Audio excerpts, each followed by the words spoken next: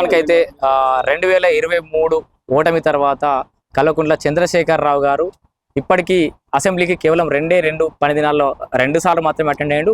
ఈ రోజుతో కలిపి 3 సార్లు. సో ఈ రోజు కూడా అలా వచ్చి ఇలా వెళ్ళిపోయాడు. సో దానికి సంబంధించిన అంశం మీద మాట్లాడదాం. మనతో పాటు TPC general secretary Sanjay Reddy గారు అయితే మనకు అందుబాటులో ఉన్నారు. మేడం చెప్పండి, కేసీఆర్ గారు ఇలా వచ్చి అలా వెళ్ళిపోయారు, దాని గురించి ఏం మాట్లాడారు? ఏమొచ్చిండు, పెన్షన్ ఆఫీస్ కు నెలకు జీతం పెన్షన్ వస్తుందిగా, పెన్షన్ కోసం వచ్చిండు, సంతకం పెట్టిండు, పోయిండు. అందులో కొత్త ఏముంది, అది తెలియదు ఏముంది. కాకపోతే రాడనుకున్నాడు, వచ్చిండు. ఎందుకంటే దాదాపు 80-90 లక్షల జీతం తీసుకున్నట్టుగా తెలుసు ఇప్పటివరకు. తీసుకున్నాడు. మరి మీ మైక్ తీసుకుపోయి అలా మూతికాడ పెట్టాలి, వాళ్ళు చెప్తారు. మొన్న అసెంబ్లీకి వస్తే హార్ట్ అటాక్ వస్తుంది అన్నారు. ఎవరికి హార్ట్ అటాక్ వచ్చింది? వాళ్ళకి హార్ట్ అటాక్ వచ్చి టెన్షన్ పడుకుంటే సంతకం పెట్టి వెళ్ళిపోయాడు. అసెంబ్లీ టైగర్ వస్తుంది, పులి బయటకు వస్తుంది, తట్టుకోలేరన్నారు. నువ్వేమన్నావా? మేమన్నావా? మమ్మల్ని అడుగుతారు. బీఆర్ఎస్ పార్టీలో అడుగు. ఆ పావని గాడు ఉందిగా, మా బాపు వస్తుండో, మా ఉద్దర బాపు వస్తుండో అన్నదిగా. ఉద్దర బాపు మరి వస్తుండగా, మరి పోయి పావన్ గౌడ్ని అడుగు. ఏం చేసిండమ్మా, ఏం వెళ్ళగా పెట్టిండమ్మా, అసెంబ్లీకి వచ్చాను అడగమను. హరీష్ రావును కేటీఆర్ ని ఎదుర్కోలేకపోతారు, బాపు వస్తే ఎదుర్కొంటారు. అసెంబ్లీలో ఎవరిని ఎదుర్కోవడం ఉండదు, చర్చా సమావేశాలు ఉంటాయి. వ్యక్తిగతంగా మిమ్మల్ని ఎదుర్కొనేది ఎప్పుడో తెలంగాణ ప్రజలు మీ చీకి చింతకు చేసి ఇంట్లో కూర్చోబెట్టిరు మీ పార్టీని. మీతో మాకేంది? ఇప్పుడు మాకు ఓటేసిరు, గెలిపించిర్రు. తెలంగాణ ప్రజలకు పథకాలు అందించాలి, మేము వాళ్ళ పాలన గురించి చూడాలి. మీ తోలు ప్రజలు ఒలిసిరు, మా తోలు ఒలవాలంటే ప్రజలే ఒలవాలి, మీరు కాదు. మీరు మాకు దేంట్లో కూడా సరి సమానం కాదు.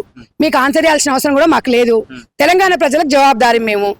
కాబట్టి నువ్వు తెలంగాణ ప్రజల సొమ్ము 80-90 లక్షలు జీతం తీసుకున్నావు కాబట్టి నువ్వు జవాబుదారంగా ఉండాలి.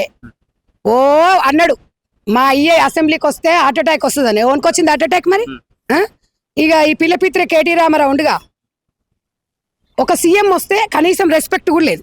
వీడట మూడు రాష్ట్రాలలో చదువుకుండంట, విదేశాలలో చదువుకుండట. ఇదేనా వీడి సంస్కారం? 3 భాషలు వచ్చట చెప్తాడు ఈయన. 3 భాషలు వచ్చినాడు. తెలంగాణ రాష్ట్ర సీఎం ని ఒక ఎమ్మెల్యే రెస్పెక్ట్ చేయకపోతే నువ్వు నీ నియోజకవర్గం ప్రజలకు ఏం మెసేజ్ ఇస్తున్నావు? నువ్వు పాడి కౌశిక్ రెడ్డి 6 ఫీట్లు ఎదిగిండు, ఆ మాత్రం లేదు. ఇంత జ్ఞానం లేదు. ఒక రాష్ట్ర సీఎం వచ్చినప్పుడు రెస్పెక్ట్ చేయొద్దా? రేవంత్ రెడ్డి వారిని పక్కన పెట్టండి. తెలంగాణ ముఖ్యమంత్రి రేవంత్ రెడ్డి గారు, మీరు అసెంబ్లీకి వచ్చినప్పుడు అగౌరవంగా ప్రజలు మిమ్మల్ని చూసిండ్రు. మాకేం లేదు దాంట్లో, మాకు ఎలాంటి అహంకారం అనేది ఉండదు. చర్చలకు మేము సిద్ధంగా ఉన్నాము, రమ్మని చెప్తున్నాము. డైరెక్ట్ గా అసెంబ్లీ కాకపోతే మీ ఇంటికి అసెంబ్లీని తీసుకొస్తామని. ఇప్పటి నుంచి ఫీల్డ్ లో ఉంటున్నా అని రాహుల్ ఫీల్డ్ లో ఉంటున్నా, రేపటి నుంచి ఐ మీన్ ద ఫీల్డ్ అని చెప్పేసి కూడా కేసీఆర్ చెప్పిండు. సో ఒకవేళ ఉండే అవకాశం కనబడుతుంది. తమ్ముడు, నేను ఇవన్నీ నన్ను అడగొద్దు. బీఆర్ఎస్ అడిగి రేపటి నుంచి టైగర్ ఇక్కడే ఉంటది అని అడుగు. పవన్ గౌడ్ దగ్గర పోయి అడుగు. అక్క రేపటి నుంచి కేసీఆర్ సార్ ఏడుంటాడు అక్క అని అడుగు. ఇక చెప్తా పో, నీకు మస్తు ఇవాళ రేపు నిండే అంత వరకు చెప్తుంది ఇక మంచిగా. సో పవర్ పాయింట్ ప్రజెంటేషన్ ఏమన్నాడు కూడా అవకాశం ఇవ్వాలని చెప్పేసి కూడా బీఆర్ఎస్ పార్టీ నాయకులు అసెంబ్లీలో రిక్వెస్ట్ కూడా పెట్టినట్టున్నారు. సో ఒకవేళ వాళ్ళు పవర్ పాయింట్ ప్రజెంటేషన్ ఇస్తే సో ప్రాజెక్టులకు సంబంధించి సో రేవంత్ రెడ్డి అండ్ సైన్యం ఎదుర్కొనే అవకాశం కనబడుతుంది. ఆడ ఏముంది ఎదుర్కోనికి? మేమేమైనా తప్పు చేసినాం? ఆడ మేమేం తప్పు చేసినాం? చరిత్రహీనుడు కేసీఆర్ చెప్పుకుంటాడు.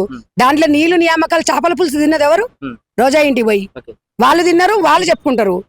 రేవంత్ రెడ్డి ఎందుకు చెప్తాడు? మీరు దానికి జవాబుదారు అంటే మేము 100% తెలంగాణ ప్రజలకు జవాబుదారులము. మేము అదిరేలేదు, బెదిరేలేదు, ఊరికెళ్ళలేదు. మేము అది చేసేది. ప్రతిరోజు అవినీతికి సంబంధించిన కథనాలు వస్తూనే ఉన్నాయి పేపర్లలో, మీరు ఏదో ఎంక్వైరీ చేస్తూనే ఉన్నారు. ఈ అసెంబ్లీ సమావేశాల తర్వాత హరీష్ రావు నాకు నోటీసులు ఇవ్వబోతున్నారు, నన్ను జైలు వేసినా సరే సిద్ధమే అని చెప్పేసి కూడా హరీష్ రావు అంటుంది ఫోన్ ట్యాపింగ్ సంబంధించి. సో మేమెందుకు ఇస్తామయ్యా? గవర్నమెంట్ కోర్టు ఇస్తుంది, మాకేం అవసరం? కోర్టు ఇస్తుంది, కోర్టు తన పని తను చేసుకుంటది. ఆయనకి ఇస్తారా, ఇంకోరికి ఇస్తారా, ఎవరికి ఇచ్చినా ఆయన జేజమ్మ కూడా ఇస్తాం. మా చేతిలో ఏం లేదు, చట్టం తన పని తను చేసుకొని పోతుంది. కేసీఆర్ హరీష్ రావు జైలుకి వెళ్ళే అవకాశం కనబడుతుంది. అరే కోర్టుని అడగాలి.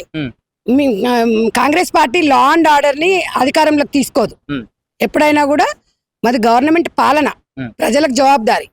వీళ్ళు జైలుకి పోతారా, వాళ్ళు జైలుకి పోతారా అంటే పోయేటప్పుడు ఎవడైనా పోతాడు. చట్టానికి ఎవడు చుట్టం కాదు.